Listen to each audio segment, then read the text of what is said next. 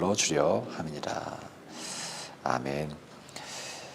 오늘 설교 제목을 삑살이 없는 신앙생활, 삑살이 없는 신앙생활이라고 잡아봤어요. 우리 예수님의 제자들이 계속 삑살이를 냅니다. 오늘 예수님께서 자신의 죽으심을 또 언급하시죠. 정말 중요한 말씀을 하시는 것입니다. 누구도 자기 자신의 죽음에 대해서 이야기할 때 가볍게 이야기하는 사람은 없을 것입니다. 내가 중병에 걸려서 이제 곧 죽을 거야. 혹은 내가 이러이러한 임무를 감당하다가 죽을지도 몰라. 그런 고백을 우리가 한다고 생각하면 정말 숭고한 마음으로 또 의미심장한 마음으로 말을 하겠죠. 예수님이 오늘도 이렇게 말씀을 하셨어요. 그런데 오늘도 제자들이 예수님의 그 의미심장한 가장 중요한 말씀을 듣고 나서 자기들끼리 싸웁니다. 높아지려고 합니다. 그런데 이 장면 어디서 본 것 같지 않으세요? 데자부처럼 떠오르시지 않으세요?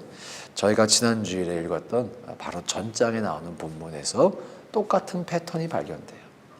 예수님은 자신의 죽으실 것을 일러주시고 제자들은 그 말을 듣고 누가 더 크냐 하고 길에서 시비하였습니다. 예수님께서 가고자 하는 방향을 제자들이 전혀 이해하지 못하고 있는 것이죠. 계속 삑사리를 내고 있는 것입니다. 엇박자를 내고 있는 것이죠. 왜 이렇게 엇박자를 낼까? 곰곰이 생각해 봤어요. 생각해 보니까 제자들만 이렇게 엇박자를 냈던 것이 아니더군요. 그 당시에 종교 지도자들, 바리새인들, 서기관들, 이 사람들 역시도 예수님과 엇박자를 냈습니다. 그리고 결국 예수님을 죽이는 일에 앞장서죠. 자신들은 하나님을 열심히 섬긴다고 그렇게 생각을 했겠죠. 그렇게 살아왔겠죠. 평생을 종교인으로 아주 철저하게 신앙생활을 해왔다라고 생각을 했을 것입니다. 그런데 그렇게 열심으로 했던 신앙생활의 결과가 도리어 하나님의 아들을 죽음으로 내모는 결과를 낳게 되었습니다. 왜 그랬을까? 이렇게 정리를 해드리고 싶습니다. 그들의 높아진 마음 때문이었어요.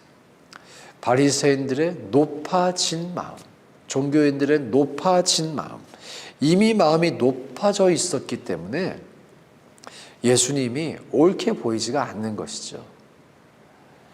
여러분, 우리 마음이 높아지면요, 하나님 말씀 들려오지 않습니다.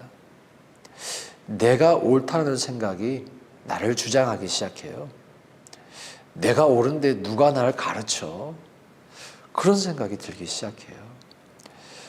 높아졌기 때문에 하나님의 종들도 다 죽였죠. 구약에 보면 하나님의 선지자들도 다 죽였습니다. 배척했습니다. 그리고 마침내 하나님의 아들이 왔을 때도 똑같은 행동을 보여주었어요. 무엇 때문에? 높아진 마음 때문에.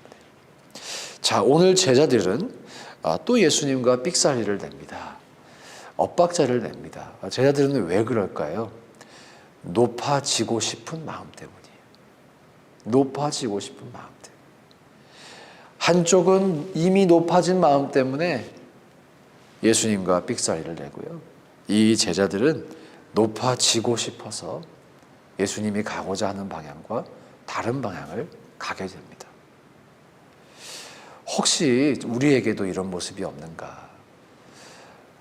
높아진 마음 때문에 말씀이 들려오지 않고, 높아지고 싶은 마음 때문에 예수님이 무슨 말씀을 하시든지, 낮아지라고 말씀하셔도, 내가 죽고 예수님이 내 안에 사셔야 된다고 말씀하셔도 전혀 들려오지 않고, 그래서 언제 축복해 주실 거예요, 주님? 아니, 그래서 언제 내 기도 제목 들어주실 거냐니까요. 지금 제자들이 그러고 있잖아요. 혹시 우리도 그러고 있지 않나? 우리가 돌아볼 수 있기를 소망합니다. 저와 여러분이 신앙생활을 하면서 주님과 정박자를 내겠죠. 손바닥을 마주쳐 소리를 낼지언정 주님이 하이파이브 하자고 하는데 계속 엇박자를 내고 엇마주치고 그래서는 안 될 것입니다. 어떤 분이 그러시더라고요. 교회 안에 복음이 가장 필요하다고. 복음이 가장 필요한 것이 교회 밖이 아니라 교회 안이라고. 우리가 먼저 이 복음을 제대로 직면해야 된다. 내가 죄인이라는 것, 내가 바리새인일 수도 있다는 것, 그것을 철저하게 인정하고 내가 먼저 복음으로 말미암아 변화가 되어야, 그래야 교회 안에 복음이 가득해서 교회 밖으로도 흘려보낼 수 있지 않겠냐고. 제가 그 말씀을 들으면서 저 스스로에게 오랜만에 질문을 해봤어요. 나는 매일 복음을 설교하는데 나는 이 복음으로 살고 있나? 그 질문을 오랜만에 했다는 것 자체가 저에게 참 신선했어요. 또 충격이었어요. 이 질문을 한 지가 꽤 됐다는 것이죠. 그렇게 자기 점검을 한 지가 꽤 됐다는 거예요. 그러면서 어느덧 나도 마음이 높아져 있지 않나? 마음이 높아지려고 하고 있지 않나? 그런 생각이 들더라고요. 사랑하는 여러분, 높아진 마음, 그리고 높아지려고 하는 마음을 해결할 수 있는 방법이 오늘 이 성경에 있습니다. 44절의 말씀이에요. 함께 읽어볼까요? 시작. 너희 중에 누구든지 으뜸이 되고자 하는 자는 모든 사람의 종이 되어야 하리라. 그 다음 구절도 읽어보겠습니다. 인자가 온 것은 섬김을 받으려 함이 아니라 도리어 섬기려 하고 자기 목숨을 많은 사람의 대속물로 주려 함이니라. 예, 사실 이 주제가, 이 설교 주제가 이번 주일 설교 주제이기 때문에 오늘 많이 하지는 않겠습니다. 그러면 그 주일날 할 말이 없어서요. 그런데 여러분, 높아진 마음, 그리고 높아지고자 하는 마음의 처방전은 똑같아요. 겸손해지는 것입니다. 낮아지는 것입니다. 주님의 가려고 하시는 그 방향을 따라서 가는 것이죠. 우리도 함께 가는 것이죠. 우리가 섬김 받으려 하지 않고 도리어 섬기려 하고, 또 우리가 희생하려고 하면 우리는 틀림없이 예수님의 길을 걷고 있는 것입니다. 그런데 어느 순간 왜 나를 대접하지 않나? 왜 나를 인정해 주지 않나? 내가 이렇게 교회에서 열심히 하는데 왜 나를 레코그니션을 안 해주나? 그런 마음이 들기 시작하면 우리가 이미 병들어 있는 것이죠. 사랑하는 여러분, 기억합시다. 하나님과의 관계를 정말 올바로 세우는 우리의 마음의 자세, 겸손입니다. 겸손. 저와 여러분에게 그 겸손이 있기를 주의 이름으로 축복합니다.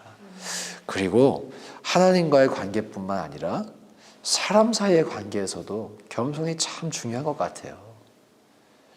여러분, 솔직히 교만한 사람 좋아하세요? 저는 싫더라고요. 저만 그런 거 아니죠? 제가 사랑이 부족해서 그런 건 아니라고 생각합니다. 다 겸손한 사람 좋아하시죠?